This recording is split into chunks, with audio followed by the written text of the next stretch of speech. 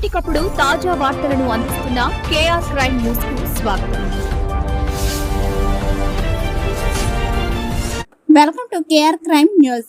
శంకరాచార్యుల జయంతి సందర్భంగా ఆంధ్రప్రదేశ్ పల్నాడు జిల్లా నరసరావుపేట సెంటర్లోని శ్రీ రామలింగేశ్వర స్వామి దేవాలయంలో శంకరాచార్యుల గారి జయంతి సందర్భంగా ప్రత్యేక పూజలు.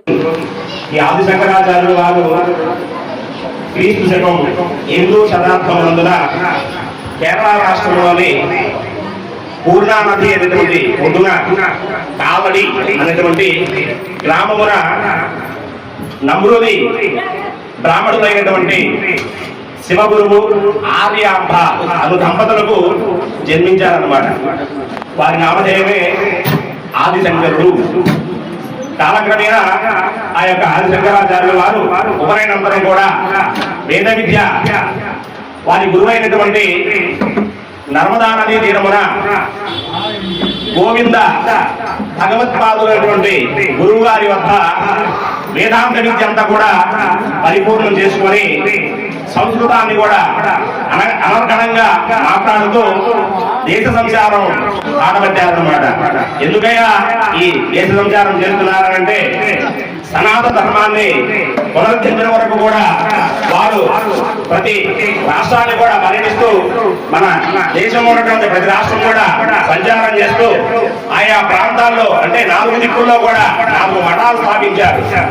ఈ మఠాలు ఎన్నయ్యారంటే ముందుగా తూర్పున పూరీ నగరం నందున గోవర్ధన మఠం ప్రారంభించి ఆ మఠానికి ఈ రోజు కూడా ఇప్పటికీ కూడా అక్కడ కైంకర్యాలు జరుగుతూ కూడా సనాతన ధర్మాన్ని కాపాడుకుంటూ ముందుకు నడుస్తూ ఉన్నారు.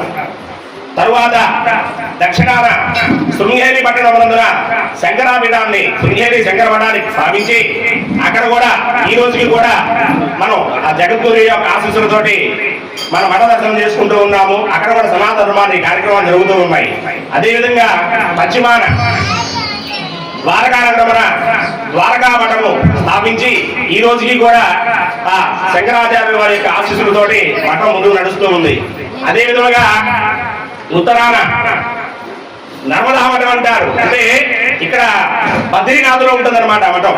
ఆ మఠం ఈ రోజుకి కూడా సనాతన ధర్మ పరీక్షలకై 4 మూలలా కూడా 4 దిక్కులు ఎంచుకొని ఆ జగద్గురుడైనటువంటి ఆదిశంకరాచార్యుల వారు ఈ సనాతన ధర్మాన్ని పరీక్షించుకుంటూ 32 సంవత్సరాల పాటు కూడా ఎక్కడ స్థానచలనం లేకుండా సంచరిస్తూ మన సనాతన ధర్మాన్ని కాపాడుకుంటూ ముందుకు వచ్చారనమాట.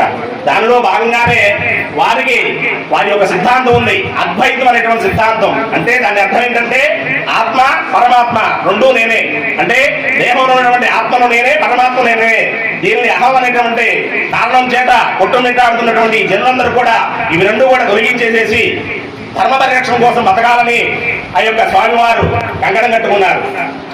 అదేవిధంగా ఆ యొక్క స్వామివారు శైవ, వైష్ణవ, శాక్త, గణపతి, సౌర, అదేవిధంగా కౌమార అనేటువంటి 6 ఆరాధనలను ఎంచుకున్నారన్నమాట. ఈ 6 ఆరాధనలో భాగంగానే మనం ఈ రోజు కూడా విశేష కార్యక్రమాలు జరుపుకుంటూ ఉన్నాం. అటు వైష్ణవాలయాల్లో కానీ ఇటు శైవాలయాల్లో కానీ వారి యొక్క ఆశీస్సులతోటి జరుపుకుంటూ ఉన్నారు. ఎందుకయ్యా వైష్ణవ అన్నారంటే వారి గురువు గారు గోవింద జగత్పాదులు గారు, అంటే వారు విద్య నేర్పించినటువంటి గురువు గారి ప్రామాణికంగానే వైష్ణవ సంప్రదాయం ప్రకారం కూడా అర్చన జరుపుకుంటూ వస్తూ ఉన్నారన్నమాట. అదే కాక స్వామివారు భజగోవింద అనేటువంటి ఒక పారాయణాన్ని రచించి భజగోవింద అనేటువంటి పారాయణం ఈ రోజుకి కూడా జరుగుతూ ఉన్నాయి. అదే కాక మన ప్రతి గురువారం కూడా మన దేవాలయంలో జరిగేటువంటి సౌందర్య లహరి ఈ యొక్క పారాయణాన్ని కూడా రచించి ఈ రోజుకి కూడా ఆయా క్షేత్రాల్లో ఆయా పట్టణాల్లో ఉన్నటువంటి దేవాలయాల్లో ఈ సౌందర్య లహరి ఉన్నటువంటి పారాయణాన్ని కూడా భక్తుల చేత పఠనం చేస్తూ ఉన్నారు. ఇంతటి చరిత్ర ఉన్నటువంటి శంకరపాదులు వారు మన హైందవ సనాతన ధర్మాన్ని రక్షించడం కొరకై వారి యొక్క సంచారాన్ని తిరుగుతూ కూడా తన 32వ ఏట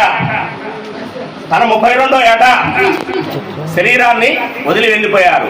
ఇది ఎక్కడ జరిగిందయా అంటే కేదార్నాథ్లో జరిగిందనమాట. ఇంతటి చరిత్ర ఉన్నటువంటి జగద్గురువులైనటువంటి శంకర భగవత్పాదుల వారికి ఈ రోజున మనం శంకర జయంతిగా పురస్కరించుకొని చక్కగా వారి నామస్మరణ చేసుకుంటూ విశేష భజన కార్యక్రమం జరుపుకున్నాము. అటువంటి జగత్పాదుల వారికి మనమందరం కూడా ఒకసారి వారి నామస్మరణ చేసుకుందాం. దేవుడు జగద్గురు ఆది శంకరాచార్యుల వారికి హర హర మహాదేవ్.